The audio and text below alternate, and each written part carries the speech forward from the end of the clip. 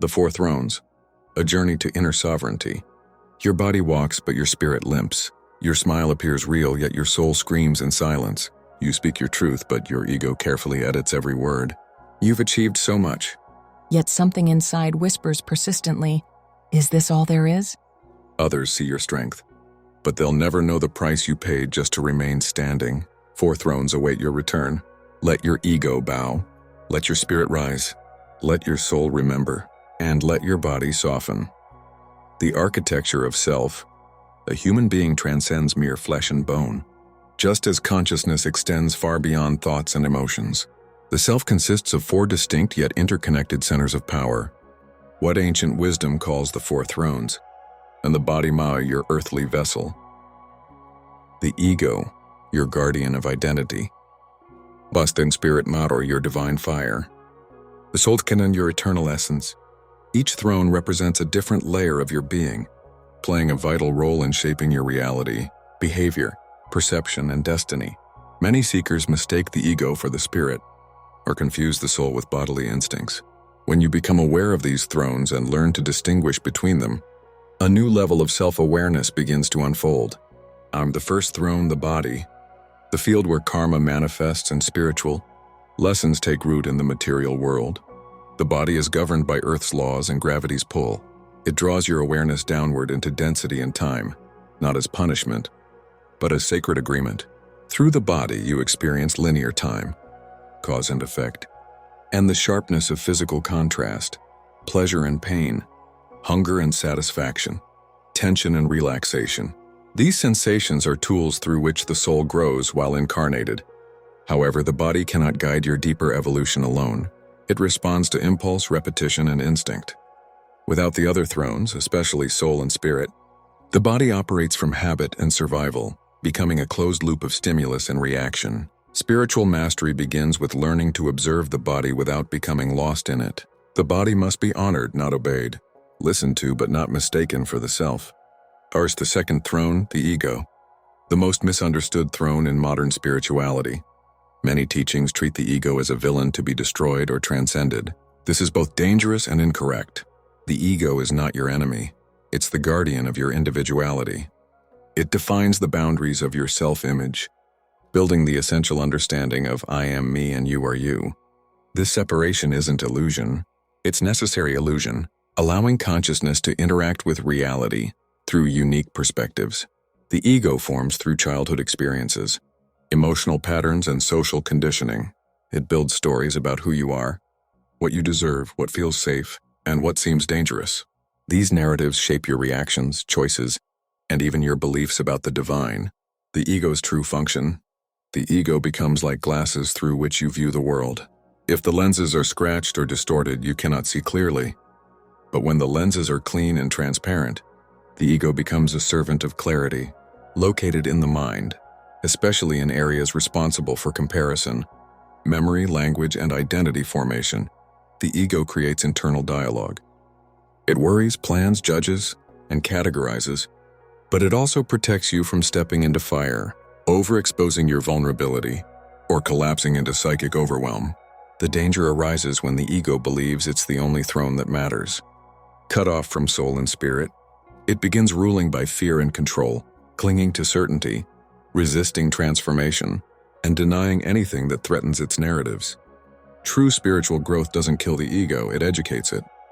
It brings the ego into alignment with the higher thrones, teaching it to be a translator, not a dictator. When the ego learns its true function, it becomes a bridge between divine and human, eternal and temporary. And the third throne, the spirit, the fire that gives life its direction. While the body provides form and the ego gives structure, the spirit gives motion. It's the flame that pushes you to evolve, move forward, and break through limits. Think of the spirit as the breath of God within you, entering at birth, departing at death, animating everything in between. The spirit doesn't remember the past like the soul does. It's not interested in history or karma. The spirit wants liberation, transformation, evolution, connected to divine will rather than personal identity. It often pushes people to take risks, leave comfort zones, or abandon structures that no longer serve their growth. Ours, the spirit's voice. The spirit speaks through intuition, inspiration, spontaneous clarity, and sudden awareness shifts. When you receive a vision, feel a surge of inner fire, or sense an unexplainable pull towards something meaningful. That's the spirit speaking. It often communicates in symbols, images, or intense impulses that resist logical explanation. In ancient traditions, the spirit was known as the solar flame, a force descending from the divine sun to awaken the human heart. However, the spirit alone can be dangerous if not balanced by soul and ego. The spirit is fire, and fire consumes. Without wisdom, following only the spirit can lead to recklessness, instability, or destruction. The ego must contain the spirit's fire without extinguishing it. The soul must provide context and timing. Only then can the spirit act in harmony with destiny. The fourth throne, the soul, the deepest throne and the hardest to describe. The soul is the part of you that existed before this life and will continue after this incarnation ends. It's not made of flesh, thoughts, or energy in the usual sense. It's made of eternal memory. The memory of your divine journey across time, space, and dimensions. The soul is the master architect of your evolution, carrying your unique signature, sacred name, and contract with existence. It remembers everything, who you were in other lives, the lessons you came to learn, the energies you came to embody. It chooses your body, family, challenges, and gifts with perfect precision. The soul's language. The soul operates beyond the mind's grasp, speaking in feelings, symbols, and moments of profound resonance. When you meet someone and feel you've known them forever, or arrive at a place that feels strangely familiar, your soul is recognizing something beyond this life, existing primarily in the causal body above the astral and mental planes. The soul is rooted in divine intelligence, yet wears a cloak of individuality. Your soul is like a note in creation's symphony, distinct yet inseparable from the whole. Create the primordial incarnate. Those who have lived many incarnations with focused spiritual learning carry what's called the mark of the primordial incarnate. These beings aren't simply old souls, they're original, carriers of divine archetypes. Their presence feels heavy, luminous, or unsettling to others. They often awaken early in life, carry unexplained grief, or exhibit wisdom far beyond their age. Their journey isn't easier but deeper. They incarnate not only to learn but to anchor a certain frequency on earth. The dance of conflict. These thrones don't always operate in harmony. Most of the time they're in conflict, arguing, overpowering one another, giving contradictory impulses, demanding different forms of loyalty. This inner conflict isn't evidence of brokenness. It's evidence of complexity, unless you learn to recognize these internal divisions and listen to their separate voices.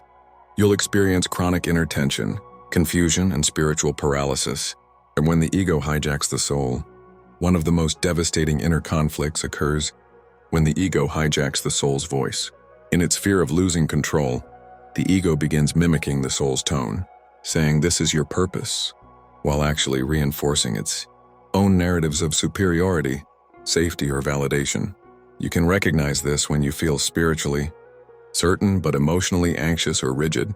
The ego always resists change that threatens its role, inventing reasons why you shouldn't leave a toxic job, why you must maintain a self-image of being good, or why you deserve more recognition. The soul's voice feels still, expansive, and timeless. The ego's voice feels urgent, defensive, or superior. The spirit-soul tension. Another critical conflict arises between spirit and soul. Both are divine, but they operate at vastly different speeds. The spirit is fast, it burns, moves, acts. The soul is slow, it contemplates, remembers, and moves according to long arcs of destiny. When the spirit becomes too dominant, it pushes for action before integration has taken place. This creates urgency without clarity. The spirit must learn patience, and the soul must be willing to give the spirit permission to act when the time is right. When these two align, the result is destiny. Manifesting through action, life becomes a dance between eternal wisdom and immediate expression. While the ego's fear of the spirit. The ego thrives on predictability, safety, and control. The spirit is unpredictable, wild, and governed by divine impulse. The ego knows that if the spirit is fully awakened, many of its structures will collapse, false identities, attachments, roles, and expectations. The ego fears the spirit because the spirit doesn't ask for permission. It doesn't negotiate. It moves, it commands. It initiates sacred disruption. This is often the moment of crisis in spiritual awakening. Everything familiar begins to fall apart. The ego calls it a breakdown. The soul calls it a breakthrough. Signs of distortion. The distorted ego. You can recognize a distorted ego by how it responds to criticism, silence and mystery. Fear of silence. When someone becomes deeply uncomfortable in silence, compulsively checking their phone, interrupting others, or filling every pause with noise, they're not just avoiding boredom, they're avoiding the collapse of the ego's identity. Silence is a mirror and the ego fears mirrors. Need to explain everything. If someone constantly justifies their reactions or narrates their feelings as a defense mechanism, it's often the ego's attempt to stay in control. The soul doesn't need to explain its emotions, it simply feels and flows. Resentment toward mystery. If a person feels anxious or irritated when something cannot be defined, labeled, or categorized, it shows the ego is dominating. The soul thrives in mystery. The ego collapses under it. On the path to sovereignty. The journey to inner sovereignty isn't about destroying any throne. It's about bringing them into conscious collaboration. Each throne has its sacred function. The Ma'akariam body more grounds you in experience. The ego body protects your individuality. The spirit Ash ignites your evolution. The Sola guides your eternal journey. When these four thrones work in harmony, you become truly sovereign, not ruled by any single aspect of yourself, but conducting the full orchestra of your being. The path begins with recognition. Listen to the voices within. Learn to distinguish between them. Honor each throne's gifts while understanding its limitations. Your sovereignty awaits.